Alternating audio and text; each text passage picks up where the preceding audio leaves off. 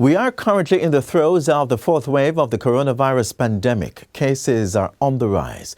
Hospitalization rates and unfortunately deaths are also increasing.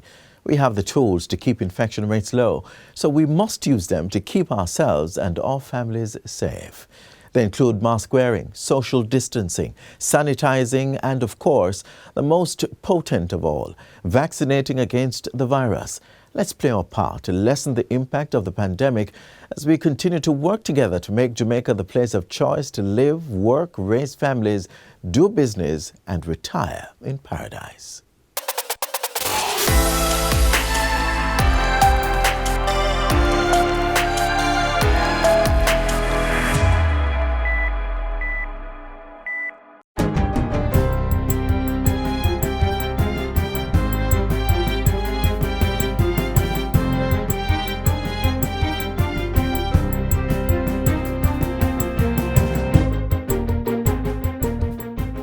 Good day, I'm Stephen McHugh, and this is your JIS News for Monday, January 24, 2022.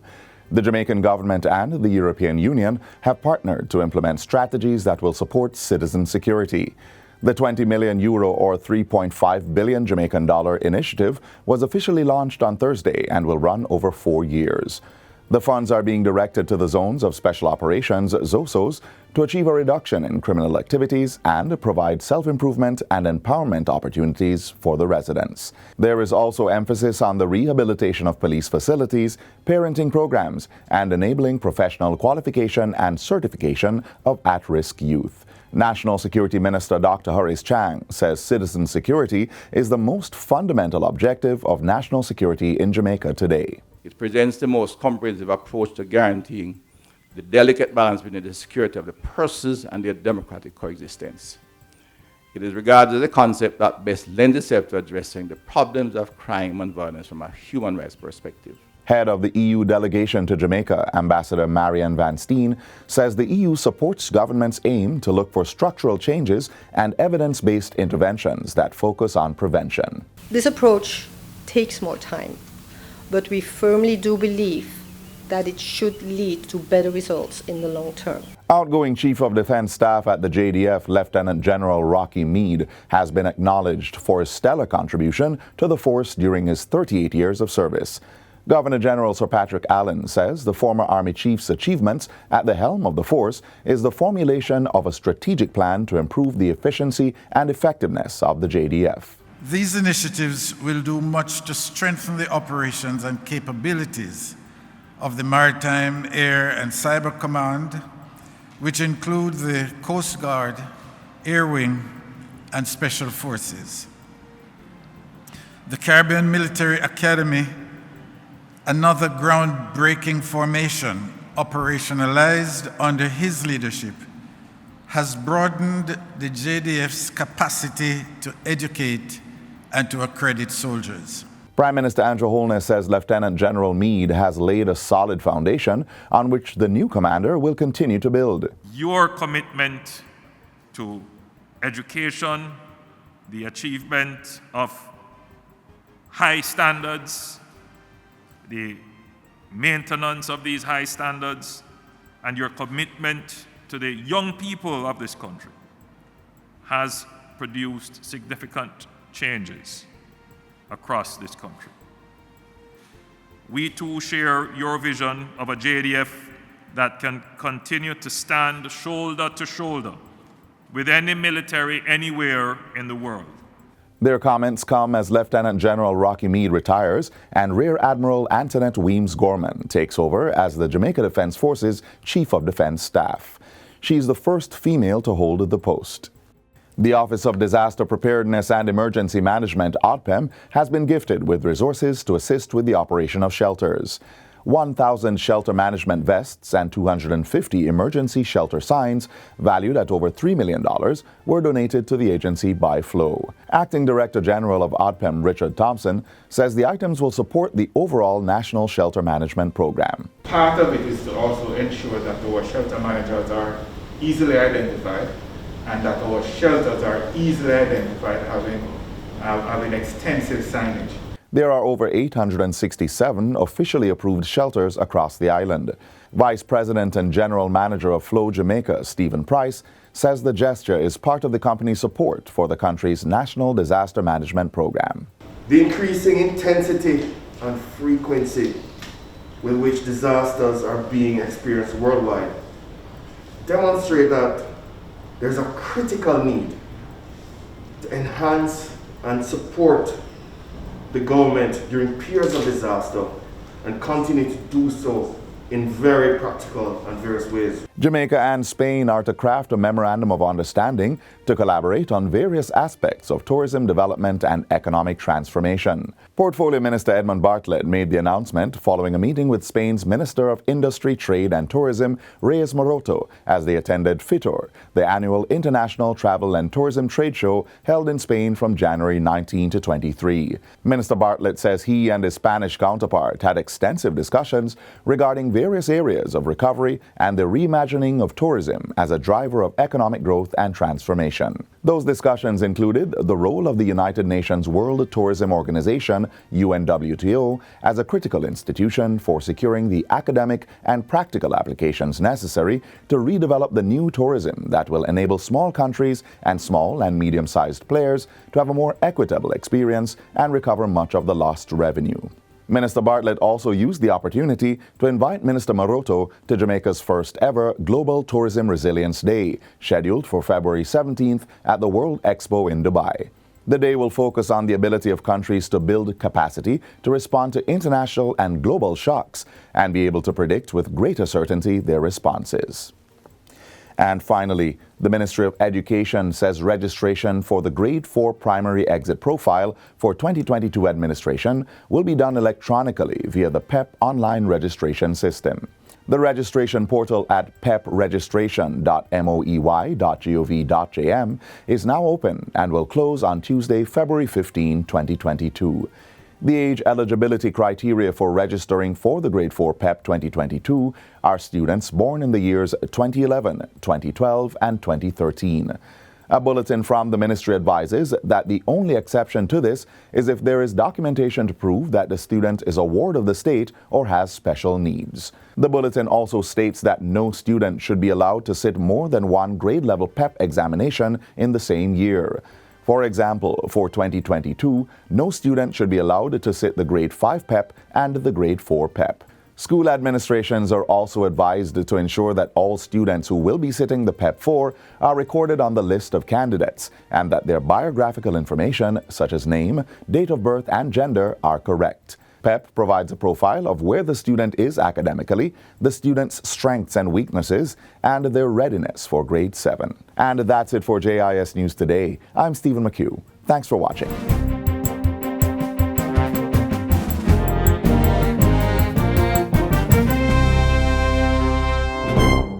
What a way you're full of our roots and culture. That was in Jamaica 60. Jamaica 60? What a piece of news, Miss Matty. I feel like my heart going bust up. Just in, the island of Jamaica is on the verge of celebrating its 60th year of independence. I only way of celebrating it. They say the people them in them come here, you know. But you see when our people decide, say the other people them free paper, burn up, them say if it's war, start it, whatever. We all collect medal pants of it, you know. Medal. Amount of tongue we give them, you know. The celebrations are slated to begin on January 1st, 2022. Organized by the Ministry of Culture, Gender, Entertainment and Sport. We have more in this report. I am on site and planning activities are ablaze. Persons are advised to download the Reggae Jamaica app to know what it pre. Activities for the Jamaica 60 celebration. I forgot to download the app to get the updates then. The government of Germany has gifted the Ministry of Health and Wellness $43.8 million in equipment and supplies to fight the COVID-19 pandemic. This is testament to the long-standing relationship between the two countries. In the year 2021, Jamaica, through the Ministry of Foreign Affairs and Foreign Trade, leveraged its mutually beneficial partnerships with countries around the world to boost economic growth, contain COVID-19, and set the stage for greater development. Find out more about the year that was next.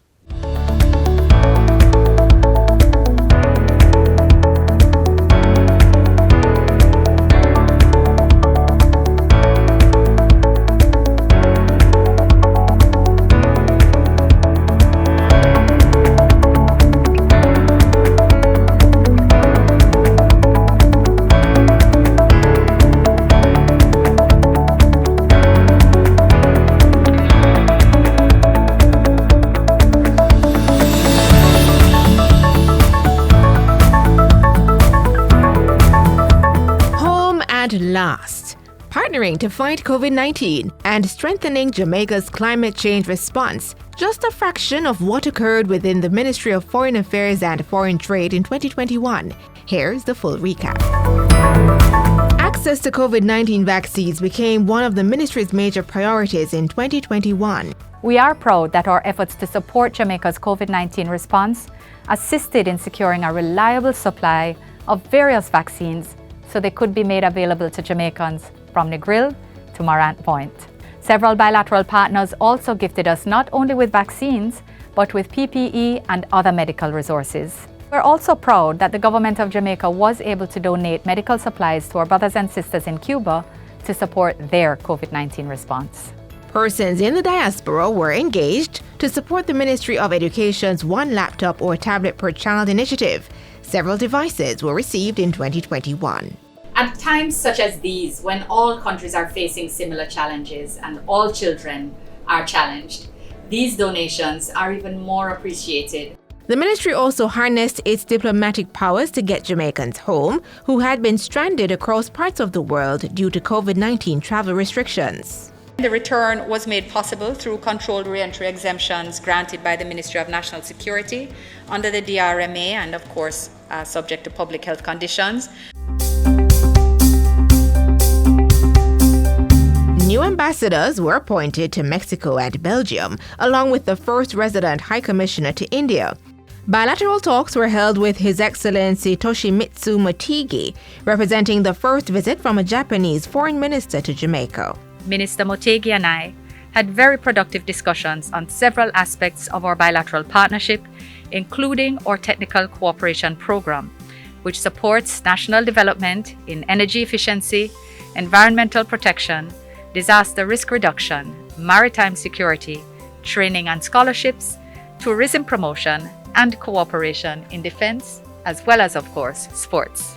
Ministerial consultations were also held between Jamaica and Trinidad and Tobago on outstanding trade issues. In 2021, Jamaica's economic diplomacy program also took on added impetus as we appointed a special envoy to promote trade and investment with 4 African countries, as well as new honorary investment advisors in Tokyo, Toronto, and Florida. All this to complement our traditional diplomatic services as we continue on the trajectory to deepen and widen trade. With regard to our multilateral relations, Jamaica assumed leadership roles on several fronts, making vital sustainable development decisions critical to our country, the region, and the global community. Minister Kamina Johnson-Smith led negotiations to finalize ministerial decision on the World Trade Organization's response to the impact of the COVID-19 pandemic. Prior to this, in September, Jamaica reinforced issues of importance, such as equitable access to vaccines, financing for development for post-COVID recovery, and climate change. Jamaica also had a presence at the World Leaders Summit and the 26th United Nations Climate Change Conference of the Parties, COP26.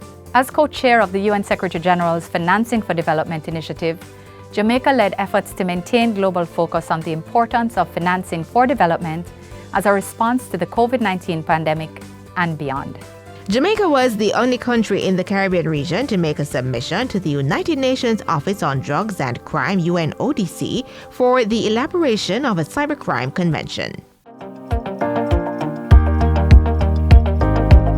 The government strengthened and expanded its global network of honorary consuls in 2021 to support the country's growth agenda.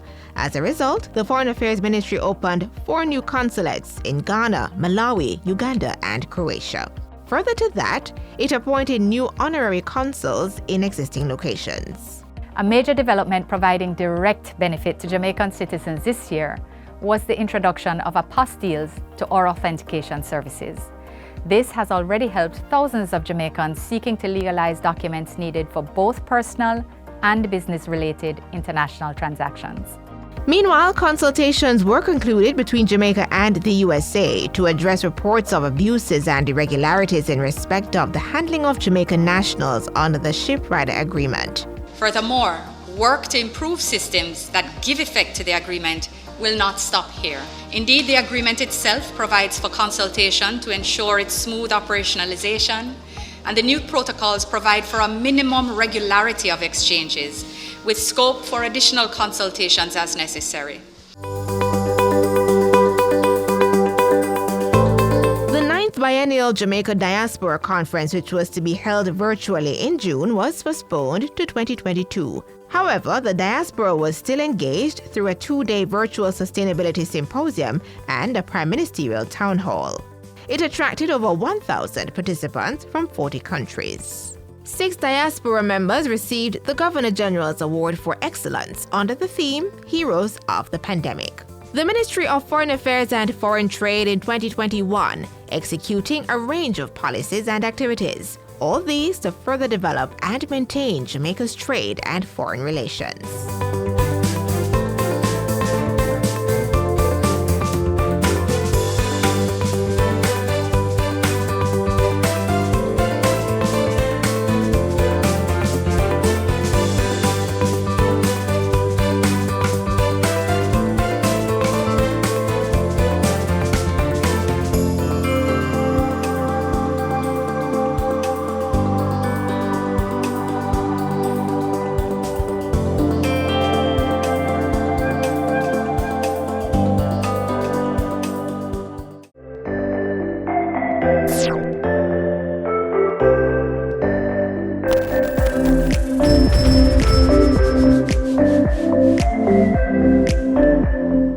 It's absolutely critical that we receive the vaccines. You will see hospitalizations and indeed deaths likely come down.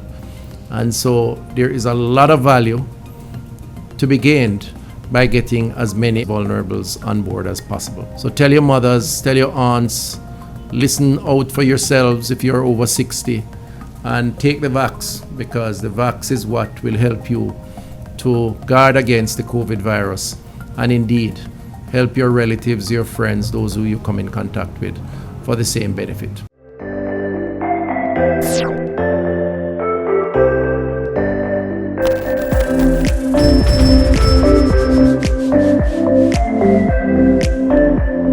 With more and more children utilizing electronic devices to access learning opportunities, there's been an increase in instances of bullying in cyberspace. We want to help you and your child navigate this new learning dynamic with some useful tips. Take a look.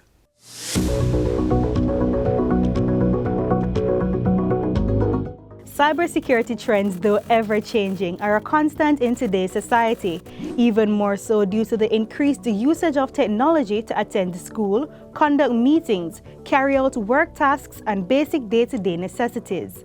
There are a lot of trends out there, but as far as the online space, phishing is one of the enduring challenges out there, and the trend these days is to actually utilize COVID-19 resource sites as a platform from which to launch these attacks. They look very much like the official sites for a lot of these companies, and if you're really not wary, you will actually not realize that there are subtle changes, such as misspellings, such as a graphic that is not where it should be. So phishing, what really is it? According to our research, it is a type of social engineering attack often used to steal your user data, including login credentials and credit card numbers. As Lieutenant Colonel Sterling just explained, the hackers can replicate a trusted website. They can even trick you into opening malicious emails and messages. Once you do this, by clicking the link attached, you could very well be giving the hackers access to your private information, so be careful. Additionally, we've seen an uptick in ransomware, and this is where this usually starts as part of a phishing campaign, and when you have fallen victim, the end result is that the attacker gains access to either your device or your network, and they encrypt your files and ask for ransom. But we're also seeing an increase in cryptojacking. This is where hackers will actually steal your cryptocurrencies and they will take them to exchanges and cash out. So as Jamaicans become more adept at buying cryptocurrency and supporting our own digital currency issued by the central bank, they have to be more wary of some of the pitfalls of cryptojacking online. Now, we have seen also a good trends where the use of HTTPS for web-facing resources has increased by about 174% within the region. We have also seen a downward trend in malware infections because more persons are installing antivirus and anti-malware software and are generally becoming more responsible in their use. The need for security, if you really measure it, is costly, but the existence of a lack of security can be even more costly. Now, for the individual, there are free apps within the Google Play Store or the Apple App Store that you can use to help to secure your devices. And sometimes for a nominal cost, there are some that you can also use that will do a better job. Now, what works for you is really going to be up to what you do online and the devices that you have. But the risk of not having any protection at all is one that cannot necessarily have a dollar value placed to it. If your device gets encrypted by ransomware, what is the cost of it? Do you have backups? So that's another thing that you need to do, to back up your device, not just the settings, but also your data on the device. It is very easy to get pirated software or so-called free software from some download sites and torrents, but usually they come with unwelcome and hidden residents that will take over your devices and will sometimes cause you grief. So while it does have a cost attached to it, you have to do the cost-benefit analysis. What is the cost of not having security versus having security? And I can almost assure you that when you really do it, the cost of security will work out way cheaper than not having security.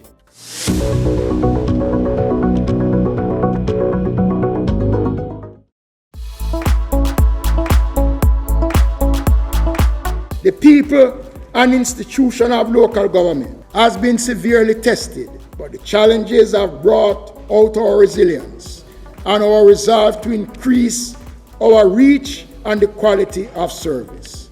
We reviewed the challenges and achievements that marked 2021 for local government and rural development inside Jamaica Magazine. Keeping safe during this coronavirus pandemic should be everyone's business, and it includes sanitizing regularly used devices. Find out more in this next feature. Android, iOS, non-internet based. It doesn't matter the brand, type, model, or cost. Phones need to be periodically cleaned. There are no apps, not yet, that will de-germ the outer surface of these mobile gadgets. And unless you have an ultraviolet UV sanitizer toolkit, you'll have to manually decontaminate the device.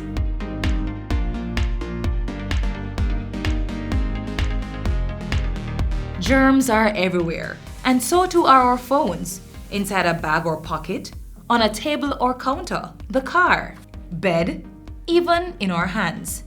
Placing our phones on these surfaces puts them in constant contact with germs, even the novel coronavirus.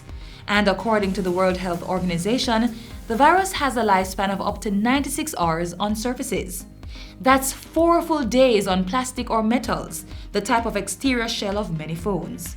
Constant touching of the phone with naked fingers that we then use to touch our faces, or directly placing the phone to our faces is a recipe for transmitting germs, bacteria, or viruses to the body. First thing I do when I get home is I clean my phone. Because you're touching your phone and you're touching this surface that somebody else just touched, and then you put the phone to your mouth and you ha. And all of these particles that have ended up on the phone, they end up in you. Apart from just not using a phone, our only defense is to clean them regularly. Soap and water would be best, but no, you should not submerge your phone in liquid. Instead, first wash your hands with soap and water, then dry them. Ensure that your phone is unplugged to prevent a possible electrical shock. Then, dab a clean cloth, preferably a microfiber or lens cloth, with a 70% isopropyl alcohol solution and wipe the entire surface of your phone. Do not drench the cloth with too much solution, just sufficient to clean the device. In addition, be careful to avoid getting moisture into any openings.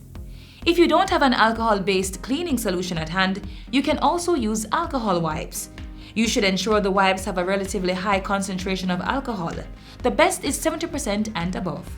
This ensures that any viruses that are on your phone can be effectively killed. While you sanitize your phone, avoid using aerosol sprays, abrasives, and cleaners. And do not spray directly onto the phone screen or back. Bleach should also not be used to clean the phone as it may damage the surface. It is also best to wipe any relevant accessories used with your phone. Chargers, headsets, and phone cases should be sanitized at the same time you clean your device. They should also be removed from the device when cleaning. Now your phone and its friends are clean. To prevent putting your phone against your face or the likelihood of transferring germs or viruses, use Bluetooth, a virtual assistant or hands-free speaker system if you can.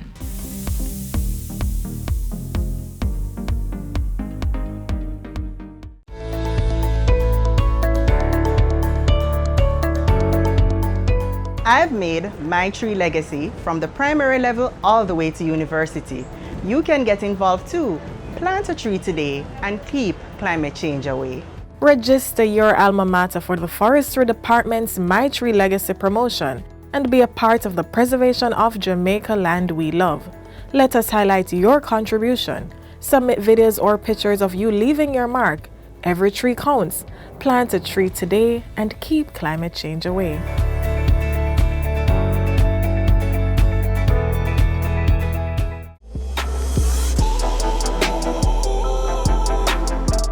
And that's how we close out Jamaica Magazine, but only for today. We return tomorrow with another information-packed program packaged with you in mind. Be sure to join us on social media, subscribe to our YouTube channel, and visit our website for up-to-date information you can use to make your interaction with the state more seamless. On behalf of the entire team here at the JIS, I'm Adrian Atkinson. Thank you so much for watching.